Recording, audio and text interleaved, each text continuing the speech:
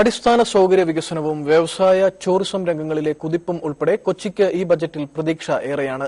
Smart city, metro rail പദ്ധതികളെ സർക്കാർ അനുഭാവപൂർവ്വം പരിഗണിക്കുമെന്ന പ്രതീക്ഷയാണ് വാണിജ്യ തലസ്ഥാനത്തിന് ഉള്ളത്.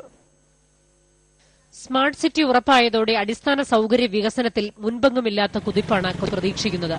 പുതിയ റോഡുകൾ, പാർപ്പിട മേഖല, റോഡ് മാർഗവും ജലവുമുള്ള ഗതാഗത സൌകര്യം തുടങ്ങിയ രംഗങ്ങളിലെ വികസന പ്രവർത്തനത്തിന് വൻതുക ആവശ്യമുണ്ട്. മെട്രോ റെയിൽ പദ്ധതിയുമായി ബന്ധപ്പെട്ട സ്ഥലമെടുപ്പിനും അനുബന്ധ നിർമ്മാണ പ്രവർത്തനങ്ങൾക്കുമായി വലിയൊരു തുക ലഭിച്ചേക്കും. കൊച്ചിയുടെ ദാഹമകറ്റാനുള്ള വിവിധ കുടിവെള്ള പദ്ധതികൾക്കായുള്ള തുകയും ലഭിക്കുമെന്നാണ് പ്രതീക്ഷ. ചേർത്തല വരെ കൊച്ചിയുടെ വികസനം നമുക്ക് വളർത്താവുന്ന കാര്യമാണ്. കൊച്ചിയുടെ ഭാഗമാക്കി വികസിപ്പിക്കാവുന്നതാണ്. അതുപോലെ മൂവാറ്റുപുഴ വരെ അങ്ങോട്ട് അത് ദീർഘിപ്പിക്കാവുന്നതാണ്, അങ്കമാലി വരെ. അപ്പോൾ കോട്ടയത്തിന്റെയും തൃശ്ശൂരിന്റെയും ആലപ്പുഴയുടെയും ഏതാണ്ട് അതിർത്തി വരെയോ അല്ലെങ്കിൽ അതിൽ കയറിയോ ഒക്കെ നമുക്ക് ഇതിന്റെ വികസനം, കൊച്ചിയുടെ വികസനം വരുമ്പോൾ ഇതനുസരിച്ച് വാണിജ്യ വ്യവസായ മേഖലയിൽ വലിയ തോതിലുള്ള പ്രവർത്തനം ഉണ്ടാകും. വൈറ്റിലെ ബസ് ടെർമിനലുമായി ബന്ധപ്പെട്ട വ്യവസായ രംഗങ്ങളിൽ ഒരു വികസന കുതിപ്പ് തന്നെ കൊച്ചി പ്രതീക്ഷിക്കുന്നു. വിദേശ ടൂറിസ്റ്റുകളെ ലക്ഷ്യമിട്ടുകൊണ്ട് കൊച്ചി തുറമുഖം കേന്ദ്രീകരിച്ചുള്ള ടൂറിസം വികസനത്തിനും തുക ലഭിച്ചേക്കുമെന്നാണ് പ്രതീക്ഷ.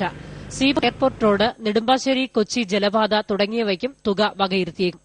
ജലഗതാഗത രംഗത്തെ വികസനത്തിനൊപ്പം മാലിന്യ സംസ്കരണത്തിനായി വലിയൊരു തുകയും കൊച്ചി പ്രതീക്ഷിക്കുന്നുണ്ട്. ചുരുക്കത്തിൽ കൊച്ചിയുടെ സമഗ്ര വികസനത്തിനായി വ്യക്തമായ കാഴ്ചപ്പാട് ബജറ്റിലുണ്ടെന്നാണ് പ്രതീക്ഷ. മനോരമ ന്യൂസ്, കൊച്ചി. ഓഹരി വിപണിയിൽ മുന്നേറ്റം. സെൻസെക്സ് 19,000 കടന്ന് ക്ലോസ് ചെയ്തു.